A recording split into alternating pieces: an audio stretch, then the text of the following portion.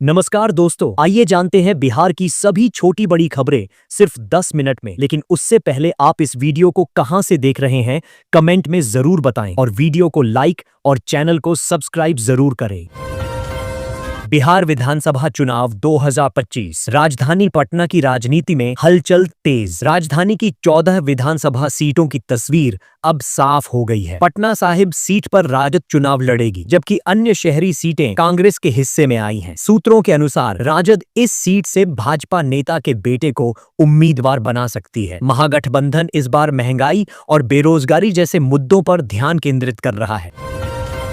Bhagalpur police की सफलता, 12 घंटे में 125 साल पुरानी दुर्गा मूर्ति बरामद। भागलपुर में मंदिर से चोरी हुई दुर्गा मूर्ति को पुलिस ने मात्र 12 घंटे में बरामद कर लिया। मूर्ति करीब 125 वर्ष पुरानी बताई जा रही है। पुलिस ने एक व्यक्ति को गिरफ्तार कर पूछताछ शुरू की है।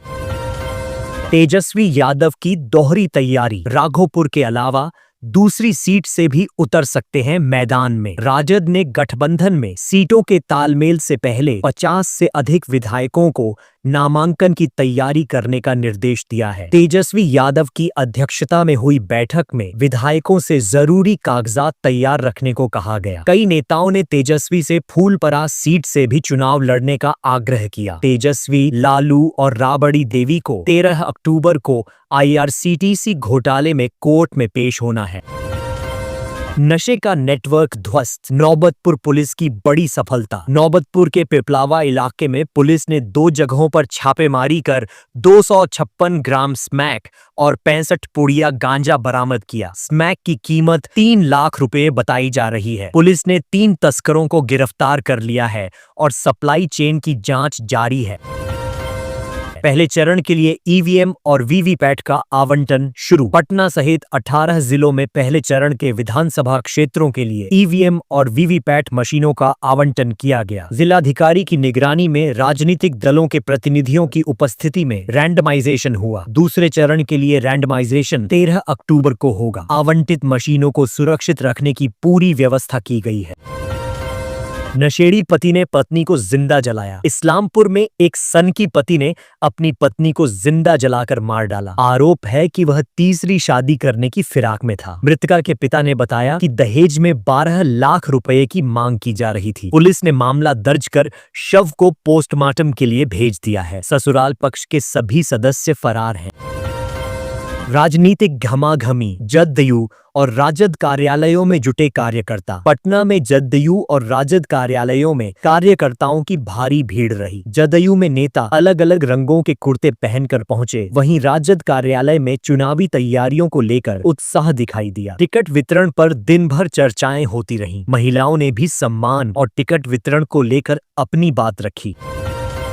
भोजपुर में टिकट की दौड़, दावेदारों ने शुरू की नाजिर रसीद कटवाना। भोजपुर जिले के 7 विधानसभा क्षेत्रों में सीट बंटवारे पर अभी अंतिम निर्णय नहीं हुआ है, फिर भी कई दावेदारों ने नाजिर रसीद कटवानी शुरू कर दी है। संदेश, शाहपुर और तर्रारी में INDIA गठबंधन और बसपा के प्रत्याशी आगे हैं। बड़हरा में एक ही दल के कई दावेदारों ने रसीद कटवाई है। नामांकन प्रक्रिया सोमवार से गति पकड़ने की संभावना है।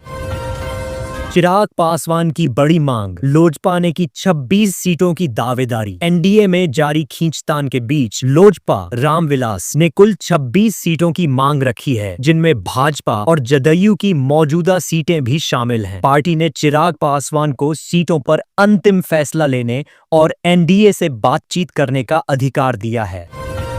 बाप बेटे का आमना सामना, बिहार की राजनीति में दिलचस्प मुकाबले के आसार। इस बार बिहार की राजनीति में एक दिलचस्प मुकाबला देखने को मिल सकता है। एक तरफ पिता नीतीश कुमार के करीबी नेता हैं, तो दूसरी ओर बेटा तेजस्वी यादव के साथ। देखना होगा कि आने वाले समय में इन दोनों पीढ़ियों के नेताओं के बीच राजनीतिक समीकरण कैसे बदलते हैं। तेज प्रताप यादव का सरकार पर निशाना, JP लोहिया और लालू के विचारों का हो रहा अपमान। वजीरगंज में जनसभा को संबोधित करते हुए तेज प्रताप यादव ने बिहार में राजनीतिक बदलाव की बात कही। उन्होंने कहा, हम कम वादे करेंगे लेकिन उन्हें पूरा करेंगे। तेज प्रताप ने वर्तमान सरकार पर महान नेताओं के विचारों का अपमान करने का आरोप लगाया। और स्वास्थ्य व शिक्षा में सुधार का वादा किया। उन्होंने नेताओं से जनता के बीच रहकर काम करने की अपील की।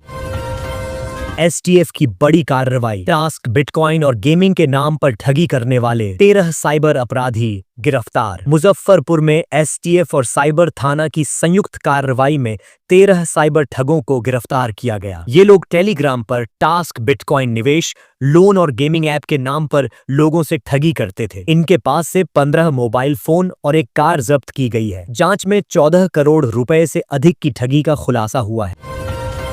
आरजेडी में टिकट कटौती की तैयारी, कई विधायकों की सीट पर संकट। तेजस्वी यादव ने स्पष्ट किया है कि राजद के सभी वर्तमान विधायकों को टिकट की गारंटी नहीं है। सारण के 3 विधायकों को वेटिंग लिस्ट में रखा गया है, जबकि रीतलाल यादव का टिकट संदिग्ध है। फतुहा से रामानंद यादव और हिलसा से शक्ति यादव उम्मीदवार होंगे। रोहतास में आरजेडी विधायक पर आरोप, ग्रामीण को चलती गाड़ी से फेंकने का मामला दर्ज। रोहतास जिले के चिलबिला गांव में राजद विधायक फतेह बहादुर सिंह के दौरे के दौरान विवाद हो गया। ग्रामीणों का आरोप है कि विधायक के समर्थकों ने एक व्यक्ति के साथ मारपीट की और चलती गाड़ी से फेंक दिया। घायल ग्रामीण ने प्राथमिकी दर्ज कराई है, जबकि विधायक ने खुद पर हमले का आरोप लगाया है। पुलिस मामले की जांच में जुटी है। एनडीए में भी खींचतान, जीतन राम मांझी ने सौंपी 15 सीटों की सूची। एनडीए में सीट बंटवारे को लेकर मतभेद जारी है। हम प्रमुख जीतन राम मांझी ने भाजपा अध्यक्ष जेपी नड्डा को 15 सीटों की सूची सौंपी है। हम पार्टी अपनी जीती हुई सीटें छोड़ने को तैयार नहीं है, जबकि लोजपा कुछ सीटों पर दावा कर रही है। मांझी ने गया जिले की अधिक सीटों पर दावेदारी की है। चुनाव में आर्टिफिशियल इंटेलिजेंस के दुरुपयोग पर प्रशासन की सख्त निगरानी। आगामी विधानसभा चुनाव में एआई, आर्टिफिशियल इंटेलिजेंस के संभावित गलत इस्तेमाल को लेकर प्रशासन पूरी तरह सतर्क है। फर्जी प्रचार, डीप फेक वीडियो और भ्रामक खबरों के खिलाफ सख्त कार्रवाई की जाएगी। सोशल मीडिया पर निगरानी रखी जा रही है और गलत सूचना फैलाने वालों के खिलाफ आईटी एक्ट के तहत मामले दर्ज किए जाएंगे। मतदाताओं से संदिग्ध सामग्री की सूचना देने की अपील